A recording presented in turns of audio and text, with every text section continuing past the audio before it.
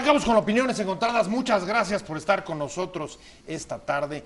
Vamos a hablar de un tema que parece inevitable en estos días y es ese enorme muro que el presidente de Estados Unidos, Donald Trump, ha ordenado ya que se construya. Es, antes que nada, un símbolo de la política proteccionista, nacionalista, como decía ayer mismo, de levantamiento de fronteras que encabeza, que promueve el presidente de Estados Unidos. Pero además del símbolo, ¿qué pasa después del muro?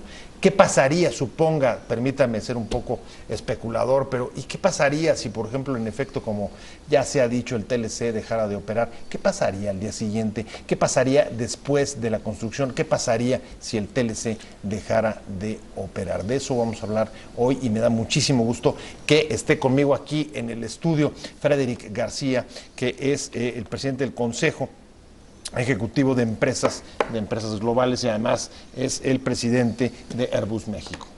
Buenas noches, Pepe. Un placer tenerte aquí. Gracias por tomarte el tiempo.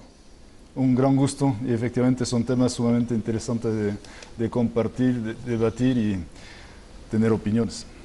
Rodrigo Pacheco, como siempre. ¿Cómo estás, querido Pepe? Un gusto estar aquí, sobre todo pues en una coyuntura nunca antes imaginada, pero que además va a una velocidad impresionante, ¿no? Porque en apenas que serán 6 días de presidencia, esto ha sido muy intenso en términos de los cambios económicos, por supuesto, y de la relación. Y si hablas de cambios, déjame ir rapidísimo a hacer una retrospectiva. En 1994, la gran promesa del desarme arancelario en América del Norte atrajo inversiones y la relocalización de muchas de las empresas que vinieron, digamos, buscando las ventajas competitivas, por ejemplo, mano de obra, que hoy su presidente está tratando de disuadir para que vuelvan. El muro, en efecto, se va a construir, ya lo dijo el presidente norteamericano, y se convierte o no en un disuasivo, en una pérdida digamos, de la confianza que impactará la inversión. ¿Cómo se ve eso desde el mundo, desde el mundo de las empresas globales? Qué interesante la retrospectiva. Hablas de 94, cuando empieza esto del NAFTA, que pasó 3 años antes. En 91 cae un muro. Precisamente es cuando se toma la decisión de caer el muro de Berlín. Y de ahí se desata de que el gran futuro va a ser el comercio internacional y las economías de bloques.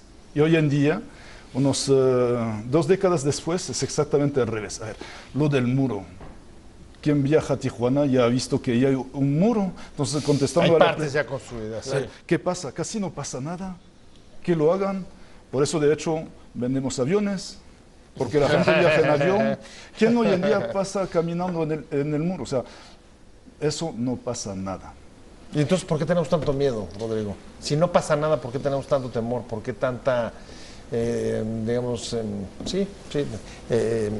temor, miedo a lo que pueda ocurrir? Pues, querido Pepe, yo creo que este muro, además de ser un muro físico, el que está intentando Donald Trump, es un muro mental que se puede reflejar en aranceles. Hoy más temprano el vocero de la Casa Blanca hablaba de imponer 20% de aranceles a las mercancías mexicanas, una suerte de impuesto de 20%, VAT que le llaman, que es un border, un impuesto fronterizo, y que lo que va a hacer es encarecer los productos hacia los estadounidenses. Pero claro, cuando un presidente, el hombre más poderoso de la tierra en términos del poder ejecutivo que tiene, amenaza e intimida empresa por empresa, uno por uno, a Ford ahora, a General Motors, después a Fiat, Chrysler, a Toyota, el asunto se vuelve complicado, sobre todo porque desde la óptica de la inversión, ya nos lo dirá Frederick, pero para algunos, pues claro que eso incrementa el riesgo de operar en un país como México, que hoy está en una agenda pues totalmente negativa con respecto a este hombre más poderoso, por más que la interdependencia económica y la racionalidad tendría que llevarnos a otro camino. Habría que ir, digamos, distinguiendo, pero voy paso por paso. Lo primero, en términos comerciales, sí cambia el entorno comercial, tienes amenazas, amagos, al menos de incrementos de impuestos en la frontera. ¿Qué tanto afecta eso a la confianza de la inversión? ¿Qué tanto puede traducirse en la realidad? Porque el problema es, el presidente gobierna a tuitazos, pero los tuitazos tienen realidad económica. Lo que es la realidad es que efectivamente sus tuitazos han producido los efectos exactamente inversos. Lo que ha hecho los tuitazos es generar incertidumbre. Y esta incertidumbre, lo hemos visto, ha jugado con el nivel del peso contra el dólar. ¿Eso que ha producido? Ha producido que México sea más competitivo todavía de lo que era antes para su sector exportador. Y lo que está diciendo Trump desde hace meses y meses, cuando lo leemos entre las líneas, es que México es tan competitivo que hasta Estados Unidos se tiene que proteger hasta con muros. Lo que está dando una señal al mundo, que México es el país donde hay que invertir porque es el país más competitivo.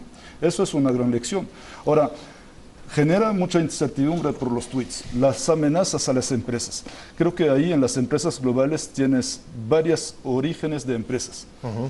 Las empresas que tienen su sede en Estados Unidos y que ellos en su mercado interno y que en su idiosincrasia tienen que atender el mercado donde están, y tienes las otras, las de Europa, las de Asia, las de América Latina, y hasta donde sepamos, muchas de las globales que están en esto, quien decida para ellos son sus accionistas, y hasta que sepamos, no son un tweets que manejan las empresas, son las bolsas de valores, o me equivoco.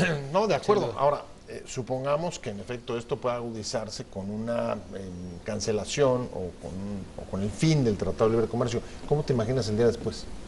Un escenario ¿Te lo imaginas complejo. con Frederick no pasando nada o qué crees que pase? No, será un escenario realmente muy complejo. Aquí tengo los datos. Por ejemplo, exportamos 373 mil millones de dólares, el dato que hoy dio a conocer el INEGI, de los cuales el 90% de ese monto son exportaciones manufactureras. Y de ese 90%, el 80% va a Estados Unidos. Es así. Si súbitamente se cierra la frontera, será muy difícil que México logre colocar sus productos, sus manufacturas en otras geografías, sobre todo porque China, que es el otro gran mercado muy grande, está Europa por supuesto, pues es un país que produce muchas manufacturas. Del sector automotriz representa el 30% de esas exportaciones.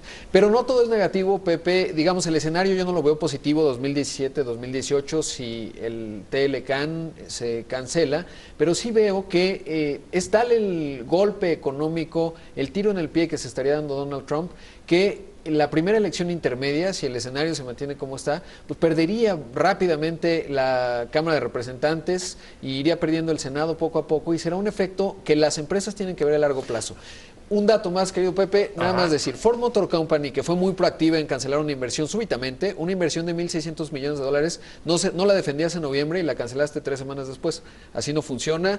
Frederick en el tema de los aviones lo sabe muy bien. Ahora, Ford Motor Company vende el 42% de su producción total de vehículos a Europa y a China. Europa se va a tardar absolutamente 2 segundos en imponerle aranceles a Estados Unidos, si Estados Unidos le pone aranceles a México, porque aquí está la planta de BMW de $1.000 millones, está la de Daimler con Nissan, están varias compañías europeas que tienen una producción importante, así que Ford Motor Company en muy poco tiempo se dará cuenta que cometió un error por no ver el largo plazo y por ser proactivo en apegarse a una decisión. Ahora, ¿es posible, como tú decías, por ejemplo, un cierre súbito de la frontera? ¿Eso es posible? No creo para nada. Estoy tratando de reflejar uno de los temores que hay en la calle. Es importante reflejar las cifras que estabas mencionando y poner perspectiva. Cada hora de retraso en la frontera para la parte carga genera una pérdida económica entre México y Estados Unidos de $400 millones. Entonces, obviamente, un cierre de la frontera, cuando sabemos que cada día estamos haciendo un negocio bifronterizo, tanto ellos con nosotros y nosotros con ellos, de $1.500 millones, no se va para el negocio. Y de hecho, no creo que sea la intención. Lo que hay que ver más, la intención? Lo que podría ser la intención, y es donde sea una gran oportunidad para México, es que efectivamente lo que observamos desde 2001, es que antes de 2001 en el TLC teníamos unos niveles de intercambios con Estados Unidos balanceados, y desde 2001, de cierta forma, se crece el déficit de Estados Unidos en el comercio bilateral. ¿Y eso de qué motivo? Porque entra en 2001 China en la OMC y constatamos efectivamente que las exportaciones de China a México de cierta forma han podido desplazar parte de las exportaciones que hacían Estados Unidos a México. Y de hecho México tiene un déficit con las exportaciones chinas. Aquí todo el mundo en el fondo se pregunta si realmente, viendo los niveles de intercambio que hay con México, que no son tan elevados respecto a lo que tiene con otras partes del mundo, si lo que hay detrás es un mensaje, digamos, a China. Definitivamente es un mensaje a China. Déjame decirte con toda claridad, parecemos la piñata. Casi. Casi. Ahora, Casi. El tema es que la gran oportunidad de México en esta circunstancia es buscar la forma, integrando más empresas mexicanas en las cadenas globales de los sectores estratégicos en Estados Unidos, donde vamos a subir y poder balancear este comercio con Pero ellos. eso es posible, o sea, a ver, ya la integración es importante en la parte automotriz. ¿Es posible en otras Pero ramas? por supuesto que en todos los demás sectores. Estamos viendo que el sector aeronáutico ha crecido en México con tasas de 2 dígitos los 10 últimos años, llegando a casi 40.000 empleos hoy en día en México. Tienes el tema energético. A ver, el tema energético, acuérdate que en diciembre, y eso fue muy interesante, la última ronda de licitación ganaron muchas empresas de Estados Unidos después de la decisión de Trump, lo que manifiesta el interés y el apetito que provoca México en materia de competitividad. Los temas de la electrónica, los temas de la economía digital, por supuesto que hay muchos más sectores donde podemos integrar. El tema es que en Estados Unidos la automotriz siempre ha sido un poco el emblema americano de la industria, pero hay muchas otras donde podemos integrar. Bueno, sí, por supuesto, el emblema de la industria y además, digamos, uno de los emblemas también del TLC, una de las grandes joyas del TLC ha sido justamente la industria automotriz, por eso, digamos, los focos sobre ella. Pero en cualquier caso, la pregunta sería, si es como dices, es posible, digamos, que siga dándose esa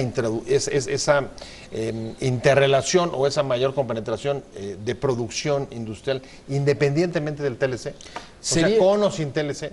Sería lo lógico, porque ciertamente México tiene grandes capacidades logísticas, una densidad demográfica que lo hace atractivo, tiene un mercado que todavía tiene mucho potencial por crecer, y en el mediano y largo plazo así tendría que ser. El asunto es que nos movemos por territorios relativamente irracionales. ¿Y por qué digo irracionales? Porque hay 17 estados de la Unión Americana que tienen superávit comercial con México.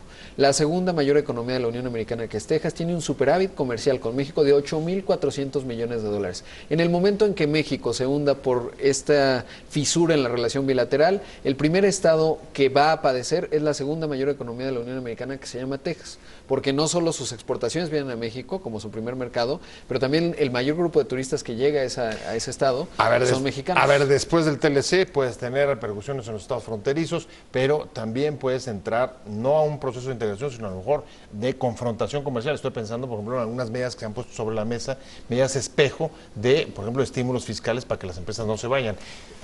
Sí, pero es una escalada digamos, de... Al mismo tiempo, podemos, frente a lo que está pasando con Trump, ir en dos caminos. El primero, nos gusta hacernos miedo, entonces podemos imaginar los escenarios más negros. Se va a cerrar la frontera, no se va a hacer más comercio y vamos a regresar a lo que era la humanidad hace 200 años. Bueno, ¿quién sabe? ¿Quién sabe? Pero la verdad es que lo veo bastante difícil. El otro es que sigue. Que sigue, en este sentido, el Consejo Ejecutivo de Empresas Globales acaba de hacer un trabajo durante un año con todos los CEOs de nuestras empresas para proyectar a México de aquí a 2030. Y poco importa lo que pasa hoy en día, esta tendencia que hay hacia la economía digital, eso es el gran tema. Y México se tiene que preparar más allá que el tema de la frontera o no con Trump, a ser un gran actor de la cuarta revolución industrial, porque es esto que va a cambiar los procesos productivos del mundo futuro, los procesos de salud, los temas políticos, los temas sociales. Y en esto, efectivamente, lo que observamos hoy en día es este falso debate donde algunos electores dicen, sea en Europa, sea en Estados Unidos, por culpa del libre comercio perdemos empleos. Es una falsedad. El Banco Mundial acaba de publicar en su último informe que gracias a la libre economía, en los 10 últimos años, se ha salvado de la pobreza 1.000 millones de personas. Estamos hablando del 15% de la humanidad. El tema es que es el progreso técnico, la automatización, la robotización, la economía digital que está desplazando empleos. Lo que le digas a Trump es, no son los mexicanos, son los robots. Es de cierta forma que me comprueba lo contrario. Hablando de cómo se imagina o cómo sería el mundo en un hipotético caso, no tan remoto como hemos visto esta semana, de la desaparición del Tratado de Libre Comercio, o por lo menos que sea rescindido. Estamos hablando con Frederic García, él es el presidente del Consejo Ejecutivo de Empresas Globales y además presidente de Airbus aquí en México, y con mi compañero Rodrigo Pacheco, periodista financiero, pero digamos, de esta casa, De esta casa. de esta casa editorial y televisiva. Me quedé contigo, Frederick, y en efecto, no es solamente un tema de Estados Unidos, ustedes lo que están viviendo en Europa, con, por ejemplo, fenómenos como el Brexit, sí hay, digamos, un rearme de los estados nacionales que están reclamando a la globalización, o la están señalando como buena parte de sus males, la falta de crecimiento, el desempleo, concentración de los recursos de una manera brutal. Algo tiene también la globalización el tema que es que hacerse la cargo. Es que, perdón, Rodrigo, es que no ha llevado la adelante. globalización los frutos que se esperaba desde el punto de vista social. Es cierto que el comercio ha generado muchos beneficios, muchos crecimientos, pero estamos llegando a un límite de crecimiento, no por los temas de globalización, porque está cambiando la economía. El tema de la economía digital es el gran tema que está rompiendo totalmente los esquemas y paradigmas de hacer negocios. Vamos a tomar la empresa de taxi más grande del mundo.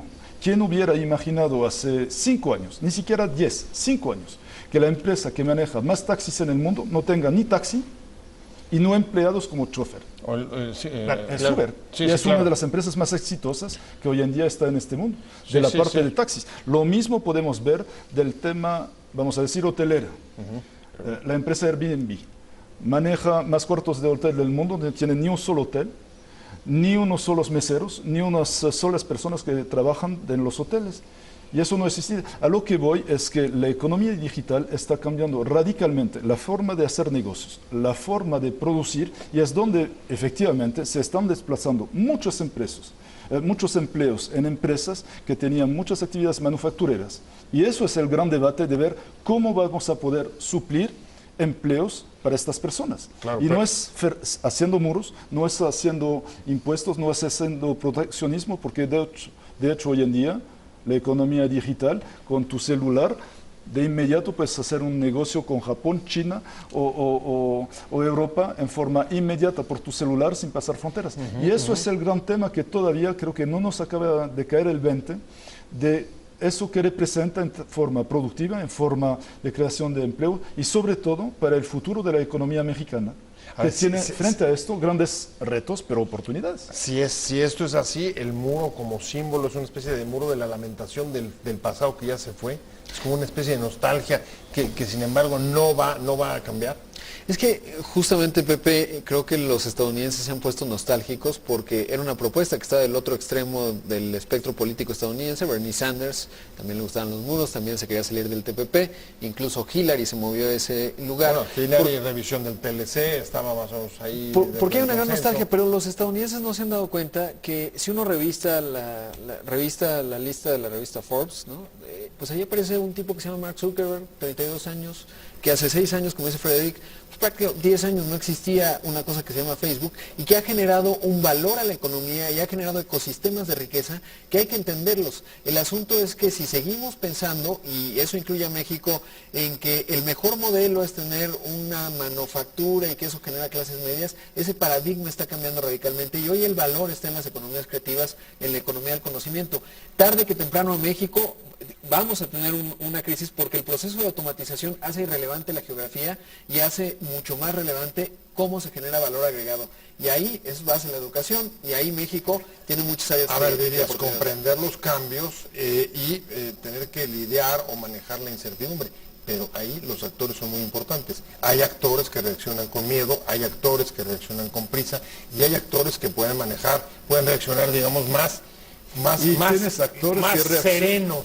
Los que van a reaccionar más Ajá. serenos son los que han previsto varios escenarios y sobre todo los que se proyectan con escenarios a futuros y con probabilidades de lograr esos escenarios. Por esto que el Consejo de Empresas Globales hemos trabajado en crear esta visión 2030 de México que por lo menos nos permite tener un rumbo. Cuando tienes un rumbo, y eso es el tema en mi propio sector, sabemos que cuando despega el piloto puede haber tormentas, puede haber lluvia, puede haber noche, puede haber hasta Problemas mecánicos. problemas mecánicos. Y eso está anticipado y el piloto no entra en pánico cuando ocurren estos hechos porque sabe su rumbo y sabe lo que tiene que A ver, hacer pero es que frente a estas turbulencias. Pero si no claro. tienes rumbo y si no sabes dónde vas y no tienes una visión clara de tu identidad y tu estrategia, obviamente entras en pánico porque reaccionas con la inmediatez y no ves la perspectiva que se te ofrece en materia de construcción. Es decir, que es difícil desligar las reacciones que hemos estado viendo, porque los actores siguen siendo los estados nacionales, nos guste o no nos guste. Las reacciones de los estados nacionales, tanto del presidente de Estados Unidos como del gobierno mexicano, ¿los ves digamos, con esa tranquilidad de rumbo? No, ¿O eso es justo lo que nos está faltando? Diría, hay una amenaza geopolítica que trasciende las consecuencias económicas inmediatas y es el tema de China. Sacando algunos datos, China tiene una migración interna de 200 millones de personas. 127 millones o ciento y algo millones de chinos se mueven a lo largo de regiones. Si tú dislocas la economía china, que es una economía de manufacturas, porque Estados Unidos rompe la relación, el asunto de China en la OMC no es un asunto nada más puramente económico, que genera mucho valor para todo el mundo, incluyendo para la economía estadounidense. Es un asunto de interdependencia económica que evita guerras. El principio de la Unión Europea nace en buena medida como esta interdependencia porque tú no te quieres pelear ni bombardear a tu cliente, ni a tu consumidor potencial. Sin embargo, cuando se rompen esas ligas es cuando el mundo se puede poner peligroso, y en ese sentido, si una crisis como la de Siria, con 4 millones de refugiados en Europa, genera una transformación y sacó el panorama político, hay que imaginar, Pepe, qué pasaría con que la mitad de esa migración interna china, que es campesina, 80 millones de habitantes, queden deslocados. Entonces el tema clave, y regreso con eso después de hacer un corte, se llama miedo. El temor a la incertidumbre o a no comprender los cambios que están ocurriendo. Eso es el último tema y para enfrentarle hay que precisamente construir un futuro, con visión de futuro. Y si sabes dónde quieres ir, obviamente se te pueden complicar las circunstancias y coyunturas, pero por lo menos analizas las tendencias y lo construyes. Y eso es el papel de los empresarios. El mundo después del TLC, y estamos hablando con Frederick García, que es el presidente del Consejo Ejecutivo de Empresas Globales, con mi compañero Rodrigo Pacheco, y me quedé con un tema que me parece central de lo que llevamos de plática, y es el tema de la visión de futuro. Y yo te preguntaría, desde el lado de las empresas globales, ¿qué estrategias o qué señales necesitarías del gobierno mexicano para saber que tiene visión de futuro y que sabe hacia dónde se dirige? Porque eso es lo que en buena medida les daría confianza. Mira, no estamos para hablar del gobierno americano, pero para aquí, para México, te agradezco la pregunta, porque precisamente es el trabajo que acaba de hacer el Consejo Ejecutivo de Empresas Globales. Esta estrategia 2030, donde planteamos para este horizonte 2030 tres metas. Una primera meta, que es un México global, que alcance ser el quinto exportador mundial, lugar que hoy en día ocupa Corea del Sur. Segunda meta, una meta de un México más eficiente. Y planteamos no únicamente duplicar la productividad laboral en el país, pero hacer que sea mejor distribuida, porque si comparas la productividad laboral en Chiapas contra la del Bajío o la de los estados fronterizos del norte, hay una diferencia abismal. Regional brutal. Y la tercera meta es una meta de un México incluyente, porque no podemos crecer sin inclusión social, y para eso estamos planteando una meta de duplicar el PIB per cápita, pero con esta misma circunstancia, es decir, vamos a subir el PIB per cápita para el sur, siguiendo aumentando del norte, pero para hacerlo más parejo en México. Perfecto, qué interesante, Rodrigo. Rápido, y es lo que nos están diciendo las empresas globales, es lo que estamos esperando son cambios internos, o que los cambios vengan de dentro, no tanto de fuera. Sí, yo creo No que depende tanto de fuera, sino de lo que hagamos nosotros. ¿Tú sin coincides duda o coincide no? lo que hagamos nosotros, eso es digamos indebatible, sobre todo porque todo comienza desde mi óptica por el Estado de Derecho. Si tú cumples la ley, automáticamente el crimen organizado, que es un gran problema de este país, empieza a disminuir porque tienes más eficacia en la justicia. El 60% de la economía informal, el dato más nuevo son 56% de la PEA, población económicamente activa, que está laborando, es informal. Es muy difícil funcionar como país cuando tienes el 59% en la informalidad, que no paga impuestos. No porque pague impuestos, sino porque además no hay los incentivos ni la productividad, porque es la mitad de productivo que la formalidad. Y partiendo de ese hecho, pues nos lleva a la corrupción. Acaba de salir el reporte de Transparencia Mexicana. México perdió muchos lugares, 28. pero diría, soy optimista porque por lo menos nos hemos movido y hoy tenemos las instituciones necesarias, no las tenemos que inventar. Ahí está el Sistema Nacional Anticorrupción, su distinta aplicación e implantación a nivel local, federal y municipal, que será, digamos, las instituciones, no la buena voluntad de los gobernantes, la que sí va a proyectar a México en un horizonte de 5 años. A ver, de acuerdo en el asunto interno, aunque uno de los puntos básicos, y nos lo contaba hace unos días la embajadora Olga Pellicer aquí, decía, lo primero que necesita un país es localizarse, saber dónde está parado. Nosotros venimos considerando o ubicándonos en el mapa como en la región comercial de América del Norte. Ya después de casi 2 décadas, ese ya era, digamos, que las coordenadas en las que nos movían los mexicanos. Y aunque el acento sea en lo interno, la pregunta es, Frederic, si sigue existiendo América del Norte como una región comercial, si seguimos teniendo el mismo domicilio o no. El tema es que eso es la gran oportunidad de América del Norte. Vamos hacia un mundo donde los polos regionales, a fin de cuentas, son los que van a competir. Europa se ha construido, hoy en día Europa pasa por un momento complicado, pero no deja de ser el primer mercado mundial, inclusive delante de Estados Unidos, no lo olvidemos. Luego tienes el mercado asiático y luego tienes el mercado de América del Norte. Si los 3 países de América del Norte siguen consolidando su perspectiva de hacer una región de la más competitiva, no veo quién puede ser hoy en día más competitivo que esta región. Así que, efectivamente, en ese sentido, desde el punto de vista industrial, agrícola, agroalimenticio, etcétera, esto es el tema. ¿Lo quieren hacer Estados Unidos? Me cuesta pensar, aunque alguien por tweets, que sea el presidente, decida de todo, no se ha manejado países por tweets, no se ha manejado empresas por tweets. Y me cuesta pensar que la bolsa de Nueva York y las propias empresas de Estados Unidos no vayan a buscar la forma de crecer más internacionalmente, porque una vez que hayan podido crecer en su propio mercado, ¿hacia dónde van?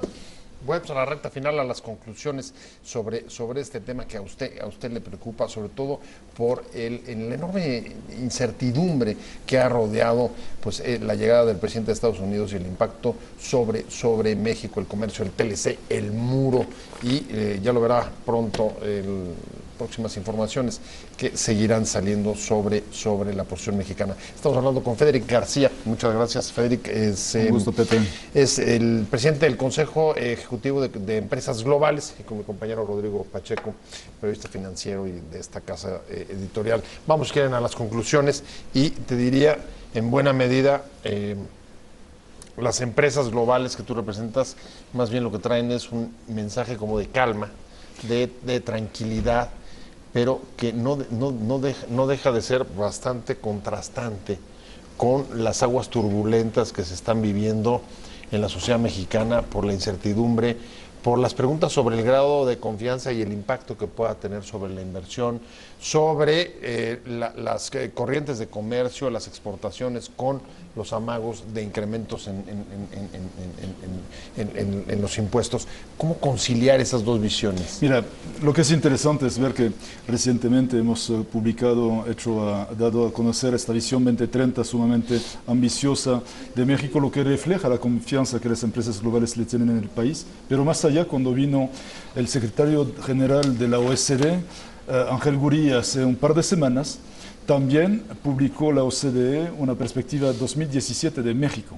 Y si la leemos, nos damos cuenta que México es uno de los países que tiene más fortalezas para seguir siendo un país competitivo en la economía global. Por supuesto, tiene retos. El que acabas de comentar del Estado de Derecho es probablemente el único pilar que le queda a México construir y consolidar para ser realmente el país exportador que merece ser México. Pero también lo que dice el informe de la OCDE es muy interesante. Dice, es probablemente en el mundo el país que tiene más resiliencias a las crisis, porque México ha atravesado las crisis recientemente, los 5 últimos años, caída del precio del petróleo, tema del peso, una serie de cambios precisamente de economía digital, y lo que vemos es que mal, o bien que bien, sigue creciendo México. Y estamos todos quejándonos de que el crecimiento podría ser mejor. Está bien, pero veamos los detalles. En algunos estados de la República, los 5 últimos años tuviste crecimientos de casi 2 dígitos, bueno, y a veces más. Claro, y otros tuviste crecimientos negativos. Lo que significa que sí en México, si se hacen las cosas bien, con perspectivas y planeadas, se puede crecer, crear empleos y hacer del país un país sumamente competitivo. Eso es nuestra visión y creo que la compartimos con muchos empresarios mexicanos. ¿Cómo te quedas? ¿Compartes la visión? ¿Te convenció? ¿Te hizo más optimista? No, coincido. ¿Te quedaste más tranquilo o te quedaste o escéptico como venía Rodrigo? Este es mi escenario, lo escribí hace poco. Estamos en un barco que iba navegando en el Atlántico Norte, chocó con un hielote. Hay una parte de la tripulación y de los pasajeros que empiezan a decir, necesitamos un barco reforzado, hubiéramos navegado por otra. Eso está muy bien. Tenemos un hoyo. El hubiera no existe y está entrando agua por la Hay quilla. que resolverlo. Lo cierto es que en el mediano o largo plazo el potencial de México no se fue a ningún lado. Si uno se levanta al espejo, se ve, sigue siendo el mismo, sigue teniendo las mismas manos, las mismas ganas de trabajar, y eso es México. México no se acaba tampoco con Donald Trump. En el corto plazo, 1 o 2 años, podríamos enfrentar un escenario de crisis como no lo conocemos, pero este país va a salir adelante porque somos, y eso hay que decirlo, el dato tiene que quedar ahí bien establecido, somos el 10º mercado de consumo. Así con todo, con el 60% de informalidad y lo que sea. Ese mercado de consumo puede subir a ser el 7º en el mundo, el 6º en el mundo. Todas las empresas globales que operan aquí, las PepsiCo, las Nestlé, etcétera, encuentran en México un mercado muy relevante por el consumo, por el mercado que tiene, y la potencialidad exportadora tampoco se ve en ningún lado. Me voy contigo. Tu escenario en los próximos 2 años. El 2007 complicado, 2018 quién sabe, es muy difícil de especular porque no sabemos precisamente qué va a hacer en el país del norte. O sea, va a haber incertidumbre al menos 2 o 3 años. Como diría el capitán del avión, agárrense el cinturón, vamos por buen puerto, pero hay turbulencias. Hay turbulencias y turbulencias fuertes. Muchas gracias, Federico García, por haber estado con nosotros. Y Rodrigo Pacheco, gracias a ambos por haber estado con nosotros hoy en Opiniones Encontradas, pero sobre todo gracias a usted.